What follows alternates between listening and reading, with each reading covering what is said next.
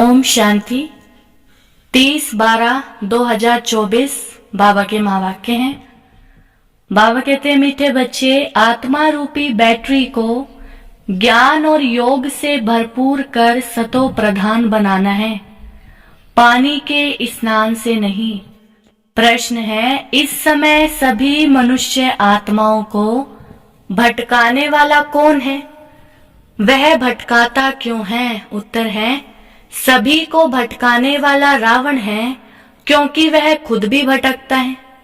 उसे अपना कोई घर नहीं है। रावण को कोई बाबा नहीं कहेंगे। बाप तो परम धाम घर से आता है अपने बच्चों को ठिकाना देने।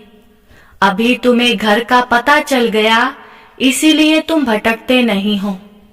तुम कहते हो हम बाप से पहले पहले जुदा हुए, अब फिर पहले पहले घर जाएंगे। ओम शांति। मीठे मीठे बच्चे यहाँ बैठकर समझते हैं, इनमें जो शिव बाबा आए हैं कैसे भी करके हमको साथ घर जरूर ले जाएंगे। वह आत्माओं का घर है ना, तो बच्चों को जरूर खुशी होती होगी। बेहद का बाप आ करके हमको गुलगुल बनाते हैं, कोई कपड़ा आदि नहीं पहनाते। इसको कहा जाता है योग बल, याद का बल। जितना टीचर का मर्तबा है उतना और बच्चों को भी मर्तबा दिलाते हैं। पढ़ाई से स्टूडेंट जानते हैं कि हम यह बनेंगे।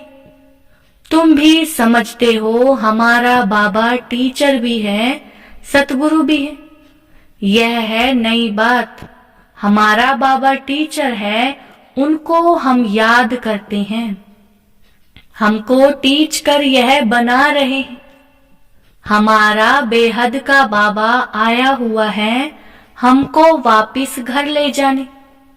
रावण का कोई घर नहीं होता, घर राम का होता है। शिव बाबा कहाँ रहते हैं? तुम झट कहेंगे परम धाम में। रावण को तो बाबा नहीं कहेंगे। रावण कहाँ रहते हैं? पता नहीं। ऐसे नहीं कहेंगे कि रावण परम धाम में रहते हैं। उनका जैसे कि ठिकाना ही नहीं, भटकता रहता है। तुमको भी भटकाता है। तुम रावण को याद करते हो क्या? नहीं। कितना तुमको भटकाते हैं। शास्त्र पढ़ो, भक्ति करो, यह करो। बाप कहते हैं इसको कहा जाता है भक्ति मार्ग। रावण राज्य। गांधी भी कहते थे राम राज्य चाहिए। इस रथ में हमारा शिव बाबा आया हुआ है, बड़ा बाबा है ना। वह आत्माओं से बच्चे बच्चे कह बात करते हैं। अभी तुम्हारी बुद्धि में है रूहानी बाप, और रूहानी बाप की बुद्धि में हो तुम रूहानी बच्चे, क्योंकि तुम्हारा कनेक्शन है ही मूल वतन से। आत्माएं परमात्मा अलग रहे बहुकाल, वहां तो आत्माएं बाप के साथ इकट्ठी रहती हैं, फिर अलग होती हैं अपना अपना पार्ट बजाने। बहुत काल का हिसाब चाहिए ना। वह बाप बैठ बतलाते हैं, तुम अब पढ़ाई पढ़ रहे हो। तुम्हारे में भी नंबरवार हैं जो अच्छी रीति पढ़ते हैं। वही पहले पहले मेरे से जुदा हुए हैं, वही फिर मुझे बहुत याद करेंगे तो फिर पहले पहले आ जाएंगे। बाप बच्चों को बैठ सारे सृष्टि चक्र का गुह्य राज समझाते हैं, जो और कोई भी नहीं जानते। गुह्य भी कहा जाता, गुह्यतम भी कहा जाता है। यह तुम जानते हो। बाप कोई ऊपर से बैठ नहीं समझाते हैं, यहाँ आकर समझाते हैं। मैं इस कल्प वृक्ष का बीज रूप हूँ। इस मनुष्य सृष्टि रूपी झाड़ को कल्प वृक्ष कहा जाता है। दुनिया के मनुष्य तो बिल्कुल कुछ नहीं जानते, कुंभकर्ण की नींद में सोए हुए हैं, फिर बाप आकर जगाते हैं। अभी तुम बच्चों को जगाया है और सब सोए पड़े हैं। तुम भी कुंभकर्ण की आसुरी नींद में सोए हुए थे, बाप ने आकर जगाया है। बच्चों जागो, तुम गाफिल हो। अलबेले हो, सोए पड़े हो, इसको कहा जाता है अज्ञान नींद। वह नींद तो सब करते हैं, सतयुग में भी करते हैं, अभी सब हैं अज्ञान की नींद में। बाप आकर ज्ञान देकर सबको जगाते हैं। अब तुम बच्चे जागे हो, जानते हो बाबा आया हुआ है, हमको ले जाएगा। अभी तो ना यह शरीर काम का है ना आत्मा, दोनों पतित बन पड़े हैं, एकदम मुलम्मे का है। 9 कैरेट कहे अर्थात बहुत थोड़ा। सच्चा सोना 24 कैरेट का होता है। अब बाप तुम बच्चों को 24 कैरेट में ले जाना चाहते हैं। तुम्हारी आत्मा को सच्चा सच्चा गोल्डन एजेड बनाते हैं। भारत को सोने की चिड़िया कहते थे, अभी तो लोहे की ठिक्कर भीतर की चिड़िया कहेंगे। है तो चैतन्य ना, यह समझने की बातें हैं। जैसे आत्मा को समझते हो वैसे बाप को भी समझ सकते हो। कहते भी हैं चमकता है सितारा, बहुत छोटा सितारा है। डॉक्टरों आदि ने बहुत कोशिश की है देखने की, परंतु दिव्य दृष्टि बिगर देख नहीं सकते, बहुत सूक्ष्म है।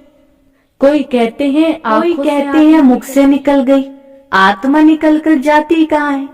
दूसरे तन में जाकर प्रवेश करती है। अभी तुम्हारी आत्मा ऊपर चली जाएगी शांति धाम, यह पक्का मालूम है। बाप आकर हमको घर ले जाएंगे। एक तरफ है कलयुग, दूसरे तरफ है सतयुग। अभी हम संगम पर खड़े हैं। वंडर है, यहाँ करोड़ों मनुष्य हैं और सतयुग में सिर्फ 9 लाख। बाकी सबका क्या हुआ? विनाश हो जाता है। बाप आते ही है नई दुनिया की स्थापना करने। ब्रह्मा द्वारा स्थापना होती है, फिर पालना भी होती है 2 रूप में। ऐसे तो नहीं 4 भुजा वाले कोई मनुष्य होंगे, फिर तो शोभा ही नहीं है। बच्चों को भी समझा देते हैं चतुर्भुज है श्री लक्ष्मी, श्री नारायण का कंबाइंड रूप। श्री अर्थात श्रेष्ठ। त्रेता में 2 कला कम हो जाती हैं, तो बच्चों को यह जो नॉलेज अभी मिलती है इसकी स्मृति में रहना है। मुख्य है ही 2 अक्षर। बाप को याद करो, दूसरे कोई की समझ में भी नहीं आएगा। बाप ही पतित पावन सर्वशक्तिमान है। गाते भी हैं बाबा आपने हमको सारा आसमान धरती सब कुछ दे दिया, ऐसी कोई चीज नहीं जो ना दियो, सारे विश्व का राज्य दे दिया है। तुम जानते हो यह लक्ष्मी नारायण विश्व के मालिक थे। फिर ड्रामा का निर्विकारी बनना है नंबरवार पुरुषार्थ अनुसार। यह भी जानते हो विकारी से निर्विकारी, निर्विकारी से विकारी, यह 84 जन्मों का पार्ट अनगिनत बार बजाए, उसकी गिनती नहीं कर सकते। आदम शुमारी भल गिनती कर लेते हैं, बाकी यह जो तुम तमो प्रधान से सतो प्रधान, सतो प्रधान से तमो प्रधान बनते हो, इनका हिसाब नहीं निकाल सकते कि कितना बार बने हो। बाबा कहते हैं 5000 वर्ष का यह चक्र है। यह ठीक है, लाखों वर्ष की बात तो याद भी न रह सके। अभी तुम्हारे में गुणों की धारणा होती है, ज्ञान का तीसरा नेत्र मिल जाता है। इन आंखों से तुम पुरानी दुनिया को देखते हो, तीसरा नेत्र जो मिलता है उनसे नई दुनिया को देखना है। यह दुनिया तो कोई काम की नहीं है, पुरानी दुनिया है। नई और पुरानी दुनिया में फर्क देखो कितना है। तुम जानते हो हम ही नई दुनिया के मालिक थे, फिर 84 जन्म लेते लेते यह बने। यह अच्छी रीति याद रखना चाहिए और फिर दूसरे को भी समझाना है कैसे हम यह बनते हैं। ब्रह्मा सो विष्णु, फिर विष्णु सो ब्रह्मा बनते हैं। ब्रह्मा और विष्णु का फर्क देखते हो ना, विष्णु कैसा सजा सजाया बैठा है और यह ब्रह्मा कैसे साधारण बैठा है। तुम जानते हो यह ब्रह्मा वह विष्णु बनने वाला है। यह किसको समझाना भी बहुत सहज है। ब्रह्मा विष्णु शंकर का आपस में क्या संबंध है? तुम जानते हो यह विष्णु के 2 रूप लक्ष्मी नारायण है। यही विष्णु देवता, सो फिर यह मनुष्य ब्रह्मा बनते हैं। वह विष्णु सतयुग का है, ब्रह्मा यहाँ का है। बाप ने समझाया है ब्रह्मा से विष्णु बनना सेकंड में, फिर विष्णु से ब्रह्मा बनने में 5000 वर्ष लगते हैं। तत्त्वम केवल एक ब्रह्मा ही तो नहीं बनते हैं ना।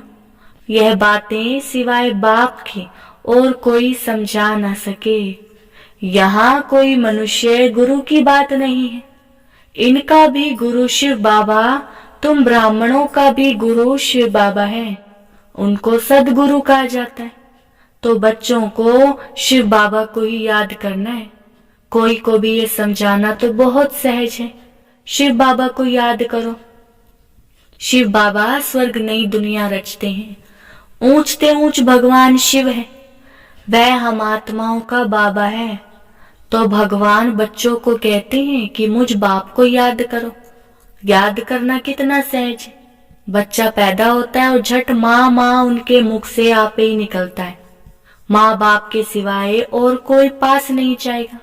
माँ मर जाती है वह फिर और बात है। पहले है माँ और बाप, फिर पीछे और मित्र संबंधी आदि होते हैं। उसमें भी जोड़ी जोड़ी होगी। चाचा चाची दो है ना। कुमारी होगी, फिर बड़ी होते ही कोई चाची कहेंगे, कोई मामी कहेंगे। अभी तुमको बाप समझाते हैं तुम सब भाई भाई हो, बस, और सब संबंध कैंसिल करते हैं। भाई भाई समझेंगे तो एक बाप को याद करेंगे। बाप भी कहते हैं बच्चों मुझे एक बाप को याद करो। कितना बड़ा बेहद का बाप है। वह बारात तुमको बेहद का वर्षा देने आए। घड़ी घड़ी कहते हैं मनमना भव। अपने को आत्मा समझ बाप को याद करो। यह बात भूलो मत। देह अभिमान में आने से ही भूल जाते हैं।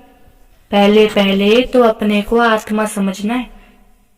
हम आत्मा शालीग्राम है और एक बाप को ही याद करना है। बाप ने समझाया है मैं पतित पावन हूँ। मुझे याद करने से तुम्हारी बैटरी जो खाली हो गई है वह भरपूर हो जाएगी। तुम सतो प्रधान बन जाएंगे। पानी की गंगा में तो जन्म जन्मांतर गुटखा खाया है लेकिन पावन बन नहीं सके। पानी कैसे पतित पावन हो सकता है? ज्ञान से ही सदगति होती है। इस समय है ही पाप आत्माओं की झूठी दुनिया। लेन देन भी पाप आत्माओं से ही होती है। मनसा वाचा कर्मणा पाप आत्मा ही बनते हैं। अभी तुम बच्चों को समझ मिली है। तुम कहते हो हम ये लक्ष्मी नारायण बनने के लिए पुरुषार्थ करते हैं। अभी तुम्हारी भक्ति करना बंद है। ज्ञान से सदगति होती है। यह देवताएं सदगति में है ना। बाप ने समझाया है। यह बहुत जन्मों सहज समझाते हैं।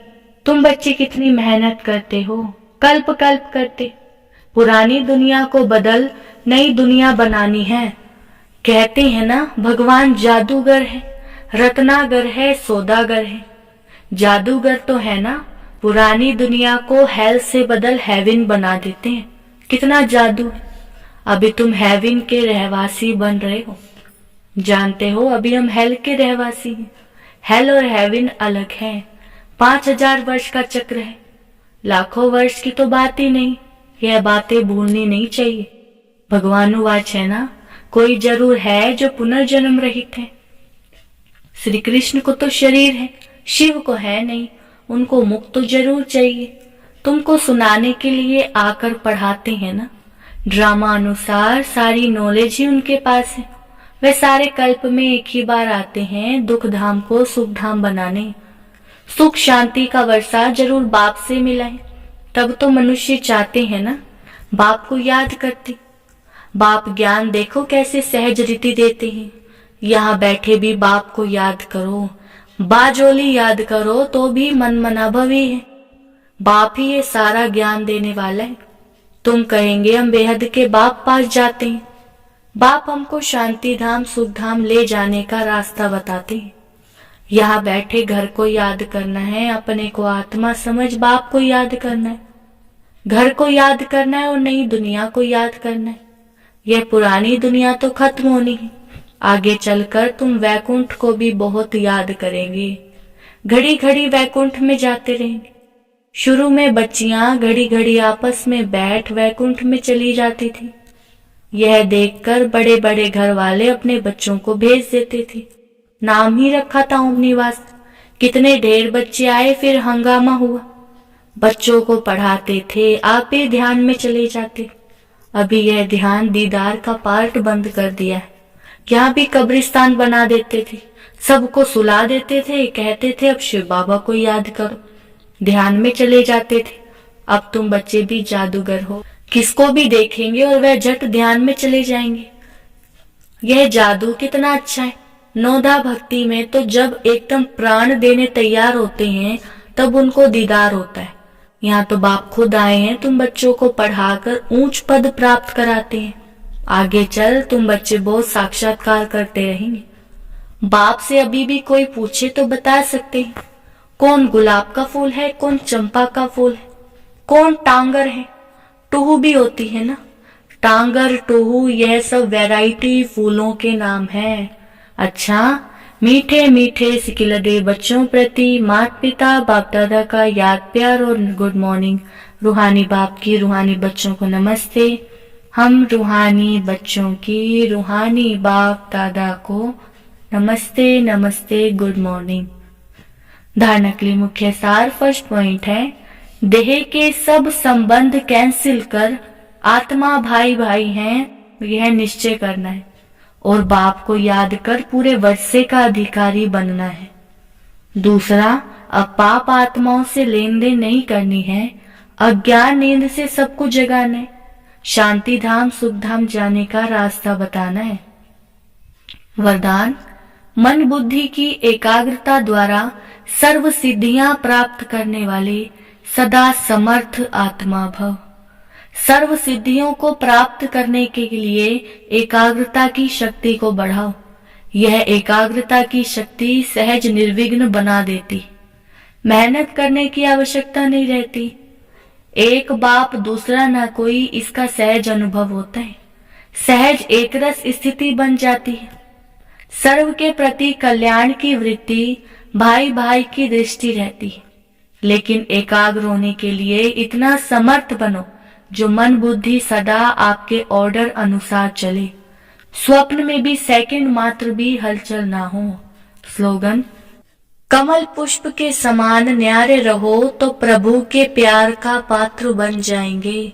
अच्छा, ओम शांति।